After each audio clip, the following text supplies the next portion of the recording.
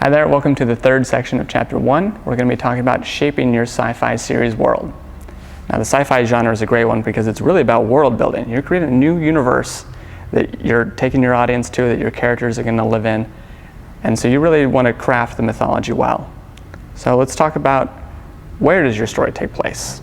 Think about that, of course. Is it taking place on a distant planet, on a spaceship, right here on Earth? Think about when your series takes place. Is it the near future, the distant past, way far into the future?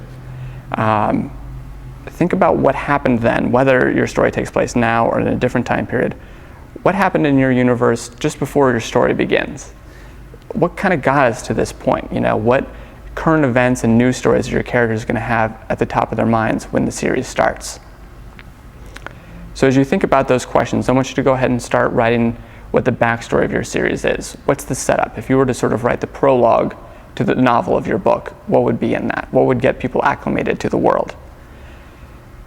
People ask me sometimes, how much backstory should I develop, right? How many of these questions do I need to answer? It's a tough question to answer. It's very subjective, depends on your series. What I would say though is that I want you to be able to feel comfortable immersing yourself in the world, right? So you should put enough detail in there that you feel comfortable walking around, seeing this world for yourself, because you're going to be spending some time there as you write the script. You also want to make sure that you have enough detail that the logic of your series is sound, right? If it's a different world that operates by different rules than our own, you want to make sure that the logic of those makes sense. Sci-fi fans they're a discerning audience, and they can smell if the logic doesn't make sense. I'm a big fan of the show Lost, but you could definitely tell early on in that show that maybe the writers didn't have an idea of exactly where they were going, and so some of the plot lines didn't tie up in as satisfying a way as you would have liked. So make sure that you know enough of your world that these logic puzzles, make some sense. At the very least, you want to know more than your audience does about this world, right? You want to be able to keep secrets from them. You want to be able to write characters that know things that your audience does not. So when you look back at this backstory you're putting together, this rich and detailed document, I want you to think about what the rules of the road are, okay? These are sort of the main things that your audience needs to know in order to understand your story. So when the audience is watching your show, they're going to ask themselves probably two things. They're going to say, what makes this world different than my own? So as an example, the movie In Time, the Justin Timberlake one, the characters have these clocks on their forearms, right? That are counting down, and if they get to 0, the characters die. And in order to get more time on them, they work, they can trade. So in the story, time is basically the same as money. And we all know how money works. There's rich people and poor people, and money can corrupt.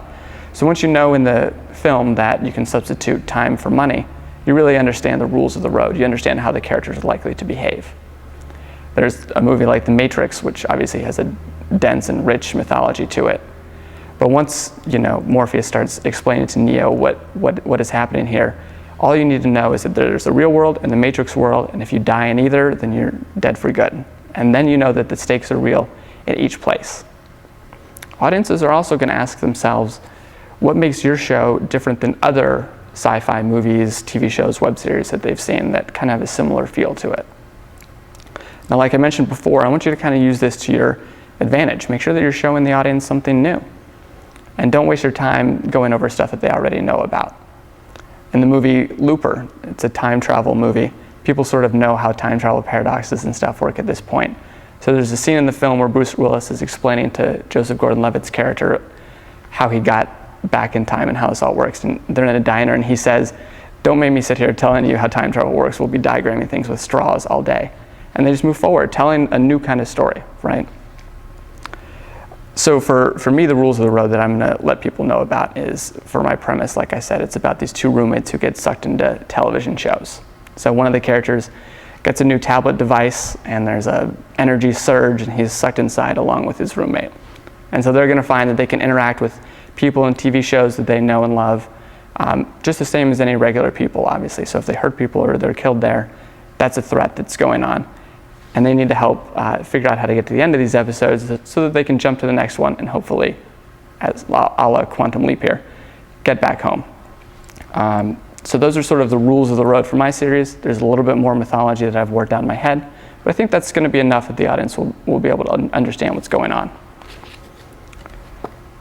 One thing that I enjoy about the science fiction genre is the ability to take people to new places. And when you take people to new places that they don't necessarily understand, you can ask some interesting morality questions. You know, if you're in a different place with new rules, how are you going to behave? You know, you can kind of, by confusing people a little bit, you can strip away the familiar and get to some real truths. So I want you to kind of keep that in the back of your mind as you're writing this.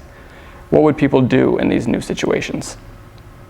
All right, so for your homework for this section here, I want you to go ahead and write that backstory, write the setup of your world. Like I said, this can be however long and detailed as you like it, as long as it gives you a sense of the world that you're creating. All the logic puzzles, you know, seem like they're making sense to you. Then I want you to take a highlighter and kind of go through and highlight just what the most important rules of the road are. You know, what do audiences need to know in order to understand how your characters are behaving and what's happening on screen. Now, once you have those rules of the road in place, you can join me in the next section. We're going to populate this world that you've created with some dynamic characters. So I'll see you then.